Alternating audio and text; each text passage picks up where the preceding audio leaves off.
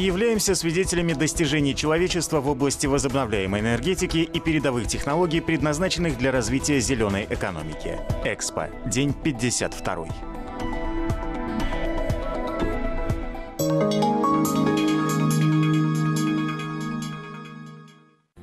Островное государство Антигуа и Барбуда из Карибского бассейна заряжает посетителей своей экзотической энергией. Территория острова Антигуа составляет 108 квадратных километров с населением в 92 тысячи людей. Остров Барбуда — 62 квадратных километра, где проживают всего 1500 человек. Стены секции представляют достижения страны в области зеленой энергетики.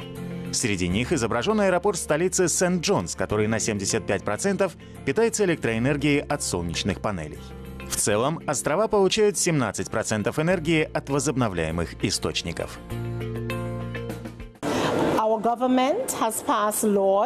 Наше государство установило закон, согласно которому жители могут выгодно приобретать солнечные панели. Все школы и государственные учреждения нашей страны снабжаются солнечной энергией. Также страной демонстрируется культура и богатое наследие. Розовый песок усыпан на побережье Барбуды протяженностью в 17 километров. Ему аналогов не сыскать во всем мире. Их культура отображается небольшим музыкальным инструментом, а также традиционной игрой уари. Внешность и принцип игры очень схожи с казахской национальной игрой тогыз-кумалак. Интересно, что в рамках Экспо страна будет проводить чемпионат по игре в Астане. Яркий дух Антигуа и Барбуда отображают карнавальные маски, статуэтки и экзотические соусы.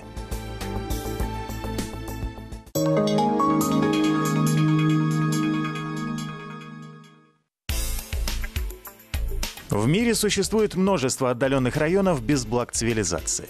Более миллиарда жителей планеты до сих пор не имеют доступа к электроэнергии. Причиной в основном является отдаленность и труднодоступность населяемых ими пунктов.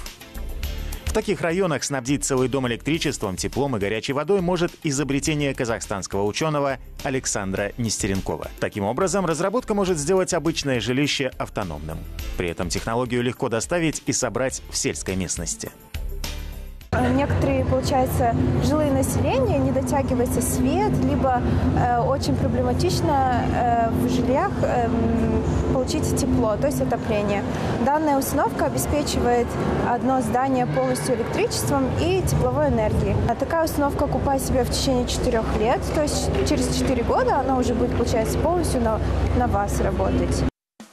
Установка с помощью специальных зеркал собирает солнечный свет в фотоэлемент. Для получения большей энергии автоматика меняет положение солнечных панелей в течение дня. В технологии также находится теплообменник, который согревает холодную воду. Разработка дает в 7 раз больше электричества и в 25 раз больше тепла, чем топливная печь или дизельный генератор. Дополнить установку можно ветрогенератором, модулем для опреснения воды или охлаждения воздуха. Таким образом, разработка позволяет в полной мере решить проблему отсутствия коммуникации и энергии для удаленных от сетей мест.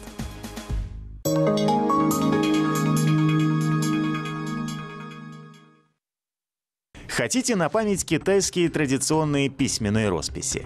Приходите в павильон Шанхайской организации сотрудничества. Самый известный художник Китая Син Шэнг Ли напишет ваше имя иероглифами или китайскую народную мудрость. Художник использует экологически чистые краски. И даже бумага является натуральным природным материалом, говорит он. Здесь я встретил очень много иностранцев. Выставка в Астане для меня вторая после Шанхая. Там Экспо было очень большим, но павильоны были близко расположены.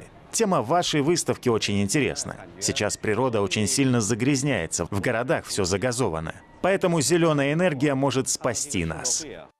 Картины профессора Университета искусств Китая выставлены в музеях 20 стран. Самая большая зарубежная экспозиция художника в Австралии. Там находится 200 его картин. Теперь и в Астане на Экспо есть малая галерея художника.